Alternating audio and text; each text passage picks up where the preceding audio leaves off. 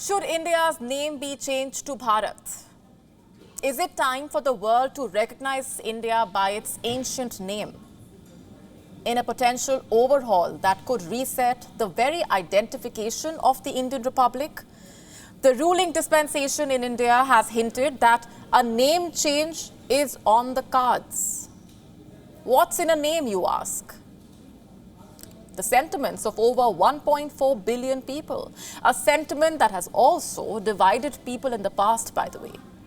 And the debate stands reignited, and the outcome may dictate India's future. So as the buzz only gets louder around the potential move, let's just take a deep dive into the history. The roots of Bharat, tracing back to Puranic literature and to the epic saga Mahabharata. The Puranas describe Bharat as the land between sea in the south and abode of snow in the north. But there is another name that echoes through the corridors of time: India. The word comes from the word Indus, named after the Indus River that flows through Tibet, Jammu and Kashmir, and then Pakistan. The Greeks and Iranians added their own flavor. They called this land Hindos or Indos. But following colonial conquests by the Dutch, French, finally the British, it was used for the country of India. You see, the naming of India is a story filled with twists and turns. India and Bharat were not the only historical names, by the way. Historians cite names like Jambudvipa, Nabhivarsa, and Aryavarta. Also, but one name in particular stood out: Hindustan. It made its debut when Persians occupied the Indus Valley around the 7th century BCE. The word Hindu was the Persianized version of Sindhu, which referred to the Indus River and lower Indus basin. And fast forward to 16th century, Hindustan was a term commonly used by South Asians as their homeland. And in the late 18th century, it specifically referred to territories of Mughal emperors. However, as the 18th century waned and the British Raj came to be, imperial maps began to change. India gradually replaced Hindustan on British maps, and the term lost its connection with the entirety of South Asia. That was the journey of the name. But what does the Indian Constitution really say?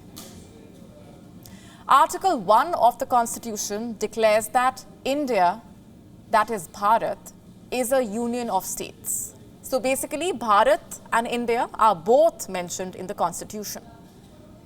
There is a story there as well. You see, when the Constitution was being written, there was no unanimity in the Constituent Assembly regarding the name of the nation. Some members championed the traditional name Bharat, a name steeped in the ancient heritage of the land. Others, however, advocated for the modern name, India, a name that had taken root through the centuries. And so, in the spirit of compromise and unity, the Constitution's architects found common ground. The result? A fusion of both names. India, that is Bharat. A name that pays homage to the country's rich past and its dynamic present. And so far, both the names Bharat and India have been used interchangeably. The passports issued to each and every Indian citizen, also bearing the official names Bharat Ganrajya in Hindi and the Republic of India in English. We refer to our country as India in English, and we call it Bharat in other Indian languages. It's called Bharata in Tamil, Bharatam in Malayalam, Bharat Desam in Telugu. In Hindi, the Constitution is referred to as Bharat Ka Samvidhan. Article 1, Bharat Arthat India, Rajyon Ka Sang Hoga. When you watch a cricket match with English commentary, you will hear Indian cricketers or Indian batsmen, and the same match with Hindi commentary will have Bharatiya Khiladi. An English news anchor will say Indian Prime Minister Narendra Modi. An anchor reading a Hindi script will say Bharatiya Pradhan Mantri, Shri Narendra Modi. In short, India and Bharat are but one name. So then what is this talk about changing the name, you may ask? It basically means that if the speculation comes true, then it means that India will be called Bharat in both Hindi as well as English. But hold on to your seats, because there hasn't been an official word from the government on this matter yet. The recent buzz surrounding the possible name change comes from one viral letter, this one. A G20 dinner invite sent by Rashtrapati Bhavan, the official residence of the president.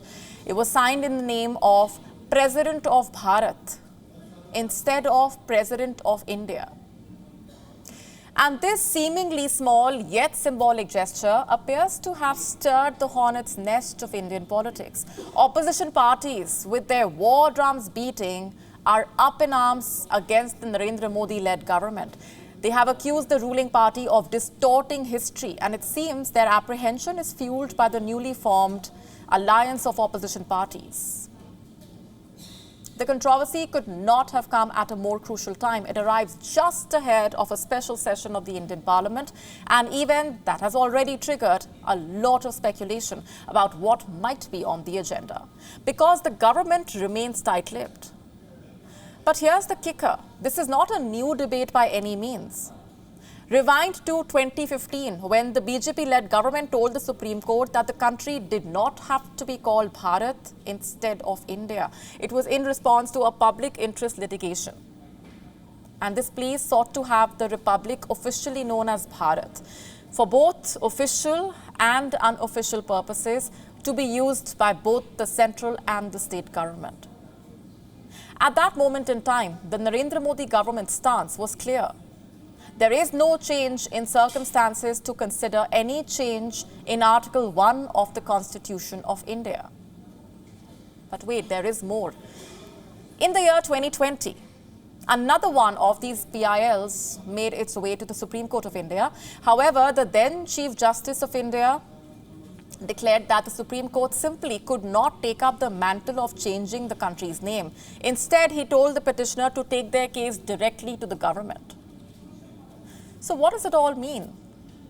It means that in case the government chooses to use just Bharat, it will not really be renaming the country. And if the speculation is true, then it reflects the Modi government's efforts to do away with colonial era names. It shows an effort to do away with symbols of slavery. And while that is a sentiment that the entire India can get on board with, opposition parties saying it is an unnecessary step. Congress MP Shashi Tharoor said on platform X that while there is no constitutional objection to calling India Bharat, the name India has an incalculable brand value built up over centuries. Earlier today, we put out a poll. Should India's name be changed to Bharat? And guess what? A majority of our viewers voted. On Twitter, 75% said yes. On Instagram, 68% were in favor.